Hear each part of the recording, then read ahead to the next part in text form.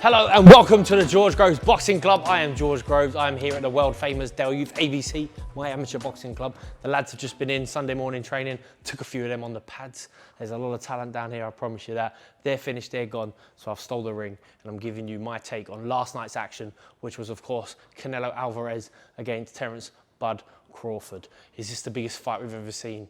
It's two pay-per-view names in with each other, two pound-for-pound names in with each other. And guess what? The smaller man won. Crawford was exquisite. The whole bout was exquisite. There was so much talent to behold. There was so much skill involved in that fight. But Crawford was just that much more of a complete fighter. He had, you know, the key to unlock the victory for him. He's been crying out for this fight with Canelo for some time now, so we've been told.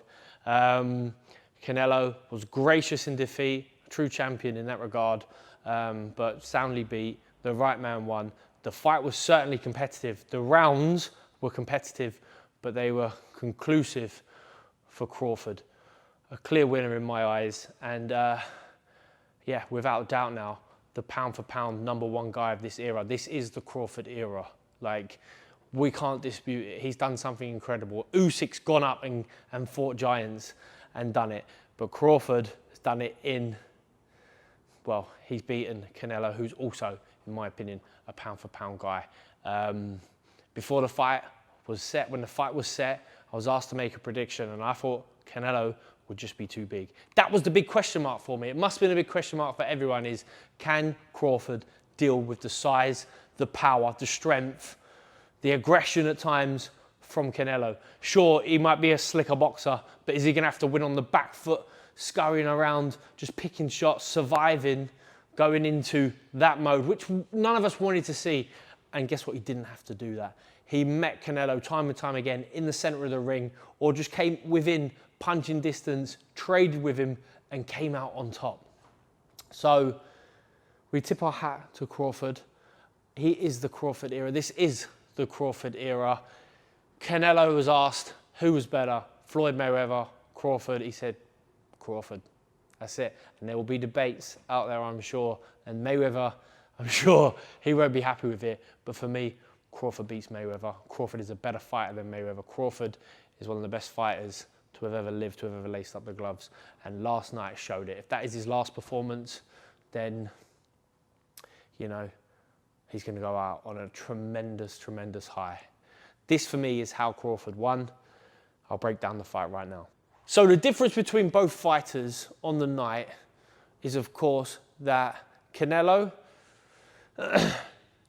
he is a very well-rounded fighter. He has so much skill, so much ability, and he does things incredibly well. That's why he's been so successful. But for half a decade now, he's just sat in this position where he wants to press the fight. He wants to back you up with really good footwork, with really clever timing, as well as the pressure of the distance control. But once he's there, and once he sees it, he's loading up with a big shot. He's loading up a big shot. And time again, it's going to be wide. Yeah? So the difference between Canelo and Crawford last night was one punch wide, one punch narrow. And guess what? Narrow almost always beats wide, because when you're going wide, you're opening up, and if you're going to counter, you always counter narrow.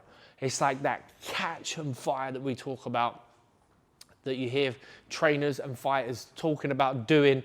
We see it. That's it. That's one ingredient of the Canelo v Crawford pie that came out on top for Crawford, right? Is that he punched narrow, and he did it time and time again. So whether Crawford is just stepping around, just backing off, here he's southpaw, isn't he? Backing off in his legs, in position. It might look to, sometimes one goes through. Sometimes that trademark Canelo left hook to the body, wow, it goes through. But for Crawford, you know, most of the time he's catching it and he's looking to shoot right off of that catch and fire. So shooting off of his left hand, boom, southpaw position, right? Time and time again, he answered Canelo by catching and firing, yeah? That just shows you the balls of the man, the nuts of the man. It shows you that I'm not too stressed about your power. I'm allowing you to punch and stay in range, to cover and shoot off of it. And if you can't do that, then it's always going to be a very difficult fight for you. If you've always got to be out of range to be into range, out of range to be into range, you have to at times stay within range, and when you do, you have to punch narrow, and that is what Crawford did. Crawford would punch narrow, and of course, he has a higher volume than Canelo Alvarez. Canelo Alvarez has to, and I don't know why he has to, but it feels like he has to punch hard with every single shot, every single shot.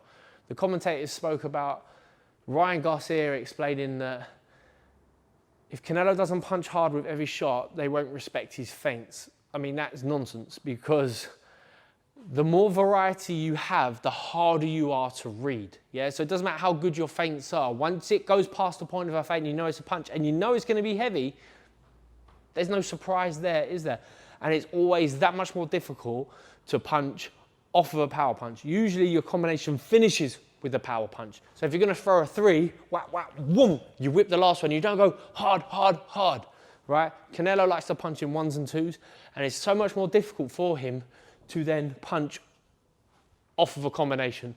So whether he catches something and then comes again, you know that's just going to be one single. And at times, he's always had success with it. But for Crawford tonight, he took a few. Last night, he took a few, but it didn't faze him, didn't hurt him, yeah?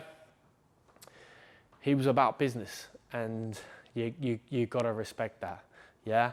So Crawford, as I say, he's catching and firing, but there's also a lot more variety to his punch power, to his punch speed, to initiating combinations. So you talk about, I tell fighters, give the fighter in front of you a different look, show them something else, keep them guessing.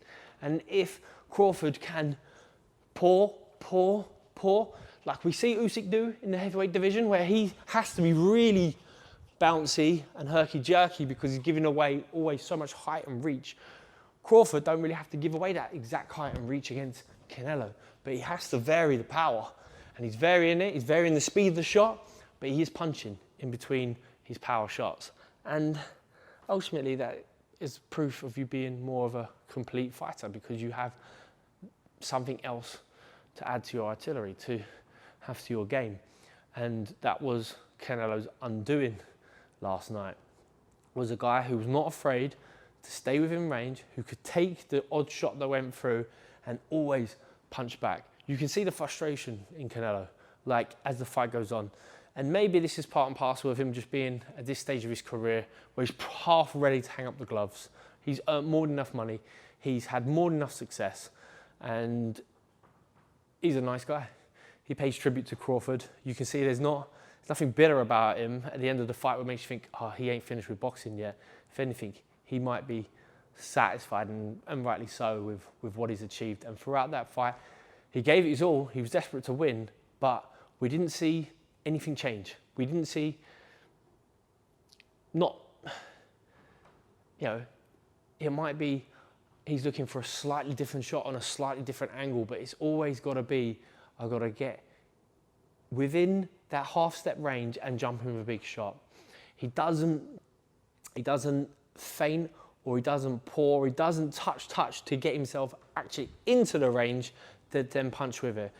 And if you're always going to be stepping in with a big shot, you're always going to be that easier to read, And when you get in there with the elite of the elite, they can cope with that. And Crawford could cope with that last night. He was brilliant.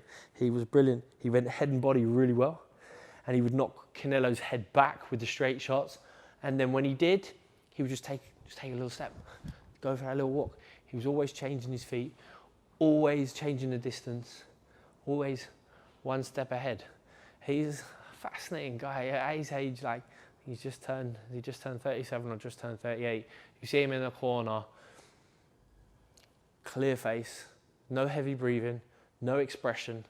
Like, he is a machine in that regard. He finishes, he drops to his knees, he's happy, of course he is, he's just achieved something incredible, but he just pays tribute to his God, which is his religion, and that's that. On with business. We don't know if we'll see him fight again. I don't know if we need to. It would be sad if we don't. We'll be missing the great, maybe missing the great. I'm not sure. Maybe we need 1 or 2 more fights out of him just to really consolidate now that people are talking about him almost without doubt that he's the best of this era. Is he in front of Inoue? Is he in front of Canelo? Is he in front of Bivol? Is he in front of Usyk? He's got to be. He's got to be. Who else on that list? Gervonta Davis. He's fighting Jake Paul. He's not fighting Canelo, right? So that's it. Crawford, the best of this era. This is the Crawford era. If we don't see him again, we can't moan. We've only got to be happy that we managed to see him fight, perform, and beat Canelo Alvarez in the fight of the year, the biggest fight of the year, one of the best performances of the year. Almost punch perfect from him.